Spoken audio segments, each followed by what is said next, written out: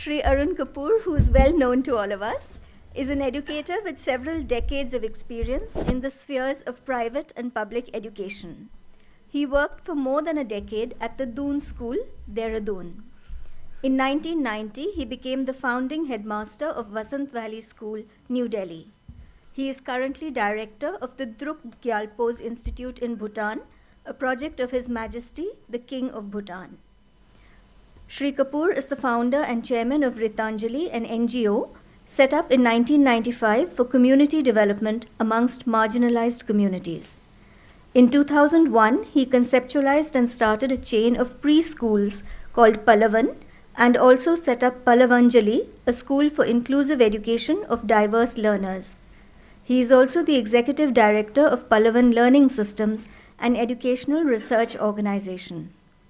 He is the chairman of Center for Escalation of Peace, CEP, that creates platforms and programs to encourage the free exchange of ideas across borders.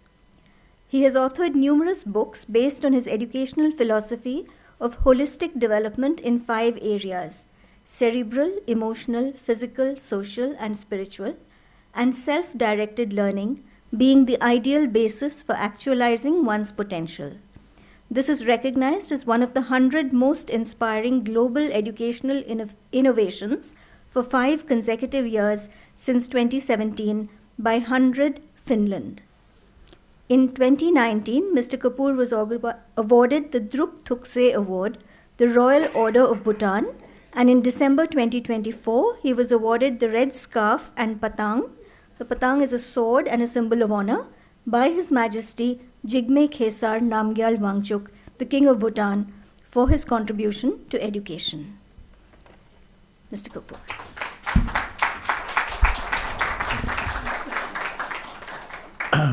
I'm not going to sit here because, Geshe Lakhdor was sitting here and talking to you. Cannot be so presumptuous that I'm going to sit here and follow in his steps. He was just something. So if you don't mind, I shall go there. And if you noticed, she took longer to do my introduction than she has given me time to speak to you. So very clearly I was told, right?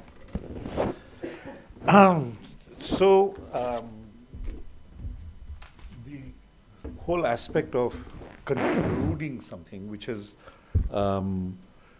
been designed to go on forever. I mean, that's what we have learned about the teachings of the Buddha and Guru Padmasambhava and Atisa, that the whole point of this is that they will be on and on and on, way beyond us, way beyond anybody else. So the whole idea of concluding these, I hope we don't conclude. I hope that you carry away with you for a long time, for long places in terms of memory, in terms of people, what you have imbibed over the last 2 days. I've learned a lot, right? There are things that you take for granted, and when they are repeated back to you, you say, oh yeah, and then you hear them in ways that new ideas come from the same idea that you had before. When expressed to you, we heard about, for me, aesthetics is what life is all about, right?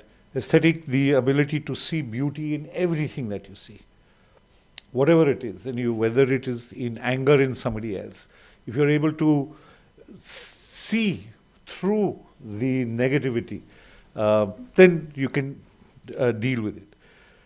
And the other thing that I have learned, again, is to rejoice. Train your mind, what Keshe just now said, train your mind to see the joy in everything around you. So if you're able to do just these 2 things, look at the beauty around you, train your mind to see the joy around you, only then are you going to go even vaguely in the direction of bodhicitta, right?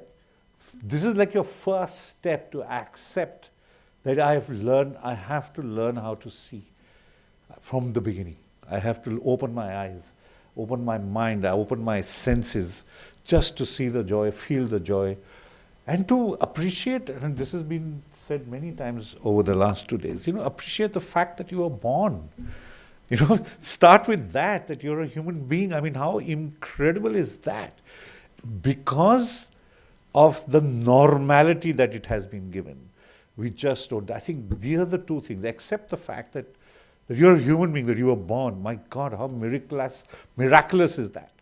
And then you kind of figure out on the joy and the beauty, everything around you. And then if you expand that to every sentient human being in your universe, then what the last 2 days have taught us, this whole aspect of going down this path over towards bodhicitta, whatever words you want to give it. Just this, be alive, accept your life as a miracle. Just rejoice in that. Rejoice in the beauty around you. Rejoice in the joy around you. Right? That, I hope that never ever concludes in your life. Right? I have like a whole book of notes that I took over the last 2 days. And then I have lots of things to say. I'm not going to, because I'm not going to repeat to you what you have already got. That's not what this conversation. I just want to reach out to you and say, hello, we met here today. There must be a reason, right? Interconnectedness. This is the big deal. The whole thing about why are we here together today? Let's explore that. What do we do beyond today? How are we going to learn from each other beyond today? Not concluding today. Right, the whole aspect of the question that was asked as to Atisa, why did he go to Indonesia? That's crucial. He went looking for a teacher. He didn't go to Indonesia. He went to a teacher. Right? That teacher would have been somewhere else. He would have gone there. But we have geographied the location of the teacher. So I hope you're constantly going out looking for teachers. No matter how difficult and dangerous your journeys are to reach that teacher. And as has been said very often today, more often than not, that teacher is inside you. Right? And that's the most difficult journey to go on, to go inside you. Right? And we had done a program, a conference a couple years ago, Sham and India International Center, on Guru Padma Sambhava. Right? And that is this connection between Guru Sambhava and this one. What did he talk? When he was roaming around and he was trying to introduce the idea of Buddhism or a way of thinking into communities, wherever he found a community that he thought was not ready to receive what he was wanting to give, he would hide a treasure there. Right? And said that, okay, when the community is ready to find or to receive that treasure, a treasure revealer will come. Right? And so contextualization was very, very important. Contextualization to not just the geography, but the geography of the mind and the spirit and the heart. So what we talk about, right, is that each one of us, the miracle of life that we have, are born with a treasure inside. And we have to become our own treasure revealers. That is what this is all about. The treasure is there. You have to develop your own way of finding a teacher, no matter where she is sitting today, and helping you become a treasure seeker, treasure revealer for yourself. So for me, that's the crucial part. We're not concluding anything. It's just a journey that we are starting on. Let us help each other become each other's treasure revealers. Help find the joy and the beauty in this miracle called life, and understand that we are very much part of this universe. There was one line that was used, which was yesterday, when it said, every sentient human being and every sentient being has been your mother. How fantastic is that an idea? Right? So therefore, when you're looking for, if you're looking for a reason to appreciate, love another human being or another sentient being, hey, she was a mother. She was my mother. That whole parental connect will override anything, right? Being a parent, being a child, being a sibling is just such a powerful aspect. And this aspect that everybody And then we listen to Atisa's childhood, child prodigy, all that kind of stuff. But what did he have to do? He had to put on a play to his parents, saying, I'm a mad monk. And so that they would think, oh my God, we want him to inherit our kingdom, but we can't allow him to inherit our kingdom because he's a mad monk. So theatre and joy and beauty are all there together in Atisa's situation, and of course on his way to Indonesia, his journey, perilous, dangerous, storms and wild creatures appearing. And what does he do? He prays to the gods, right? And he prays to Avalokiteshvara, who calms down the sea. So that is why I wish, not in conclusion, that there is an Avalokiteshvara in our lives, right? We have another beautiful phrase.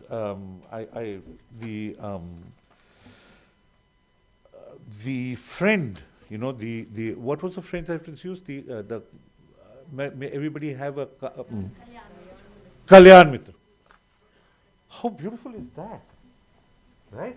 That all of you please leave here with a Kalyan Mitra. 1, 10, 15, right? So, not going to keep you away for longer.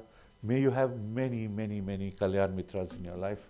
And thank you for making the effort to be here for 2 days. And this is just the start, right? Our connections, we will be, and like there was an announcement just now that we will put out the PowerPoints, we'll put out this. Let this be a ricochet field across the world. May all of you take back with you from here not only a Kalyan Mitra, but whatever the plural of that is. And thank you. And all of you, as just now said, are at some point of time in our many lives have been each other's mothers. So lots and lots and lots of love from all of us. I don't want to finish without mentioning I know this is not the vote of thanks, but I need to, if the only conclusion I'm doing is Shyam Saran here, who has this kind of beatic Bihari style, right? He's from Bihar. I'm from Bihar, so I'm saying it with a lot of pride, okay? So we two Biharis are very clearly worked together. We have been working together for a long, long time. We hope to be doing much more. Kalyan Mitras. True. Bina Bihari, kuch nahi hari. So we Biharis of the East are, So that is, thank you so much for creating a space and a platform for us to get together, to become, and I would not, his team has done a lot of work. There they are. And please. But there's this one person here, Thupten, who has really worked a lot. He's come here. Thupten, I really want to. And then there are my Ritinjali babies are not here. They're here. Oh, here they are. They're here. Some of them are here. They have, I have to say this, that it is from people like them, youngsters like them, who are the actual Kalyan Mitras amongst themselves for us, learn from them. So they've been here volunteering, taking care of a whole bunch of things that you have been doing. They are from the Second Chance School. And I just want to let all of us constantly get second chances in our lives to go forward. So thank you very much.